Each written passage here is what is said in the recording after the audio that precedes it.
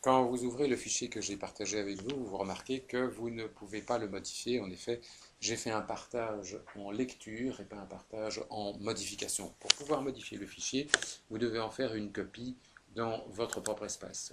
Fichier, créer une copie. Là, vous mettez un nom qui vous permet de repérer ce que c'est que de quoi il s'agit. Vous validez et alors vous aurez une copie dans votre espace Drive, une copie sur laquelle vous pouvez travailler. Alors voilà les données brutes. La première colonne contient un identificateur, un identificateur unique pour les personnes interrogées. La colonne qui précise si on a affaire à une fille ou un garçon, le système d'exploitation. Alors j'ai remplacé ceux qui n'avaient pas de système d'exploitation par un S pour dire que c'était sans système d'exploitation. À côté du système d'exploitation, on a l'équipement, ordinateur et tablette, et ordinateur, tablette et PC. Je vais le rajouter.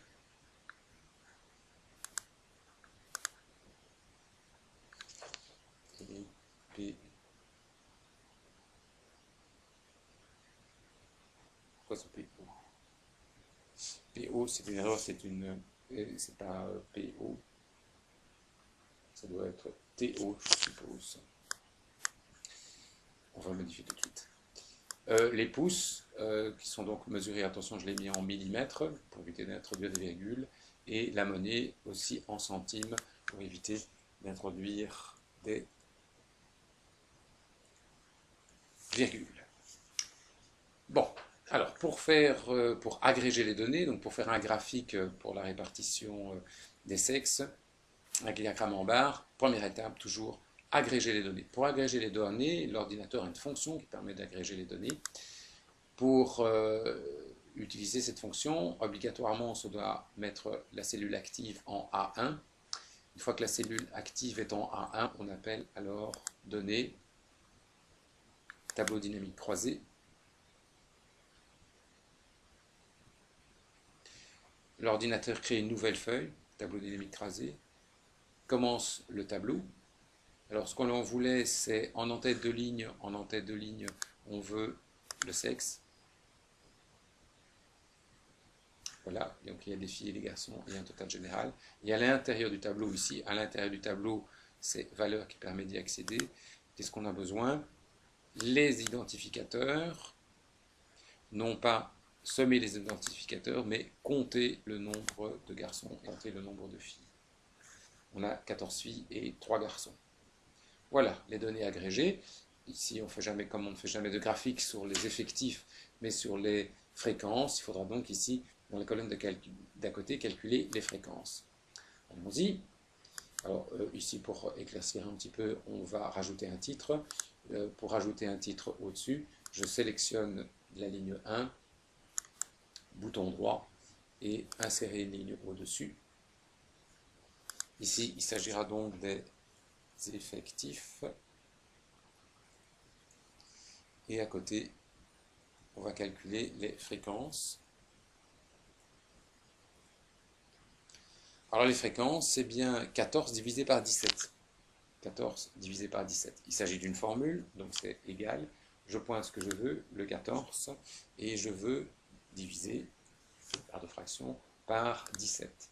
Alors attention, la formule, on va la recopier en dessous, mais le B2 va donc devenir un B3, c'est qui est tout à fait ce qu'on souhaite, mais le B4 doit rester un B4. Pour ce faire, il faut mettre $1 devant le B et $1 devant le 4. Je valide, et cette formule-là, je la copie, CTRL-C, CTRL-V. Vous remarquez que c'est la formule qui était ici en haut, B2 divisé par B4, en dessous est devenu B3 divisé par B4. C'est bien ce que je veux. Ici, on va contrôler que le total vaut bien 1, égale ce montant-ci, plus ce montant-là, et j'ai bien 1. On fait une petite mise en forme du tableau. D'abord, celui-ci, on aimerait bien que ça soit centré. Ce format-là me paraît bien, je vais le recopier sur la colonne d'à côté, appliquer le format à côté, voilà.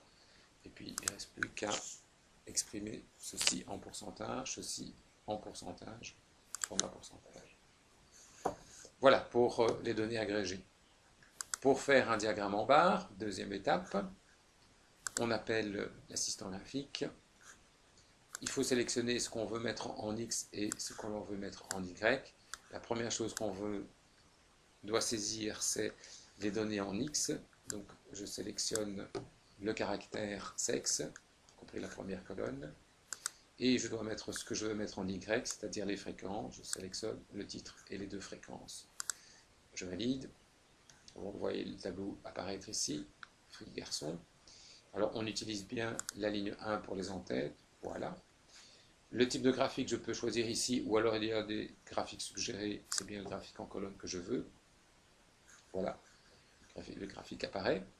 Il ne reste plus qu'à le personnaliser, changer le titre, préciser ce qui est en X, préciser ce qui est en Y. Je le fais à l'aide de personnaliser. Le titre du graphique, c'est donc la répartition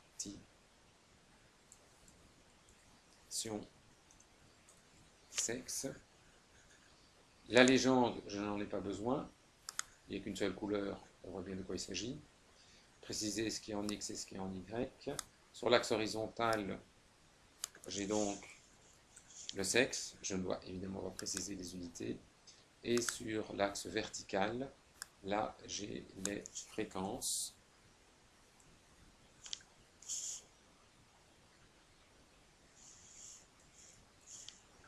Et là, je précise l'unité en pourcentage. Et c'est terminé. Voilà le graphique. Alors, quand on a affaire à deux modalités, il est peut-être plus clair de faire un diagramme en secteur. Si à la place d'un diagramme en barre, je veux un diagramme en secteur, pas de problème, je peux changer ça facilement. Modification avancée. Et on va simplement, pas du tout ressaisir les données, mais préciser qu'on veut un graphique en secteur. C'est ce graphique-là que j'ai besoin. Je mets à jour. Et voilà les données agrégées et le graphique.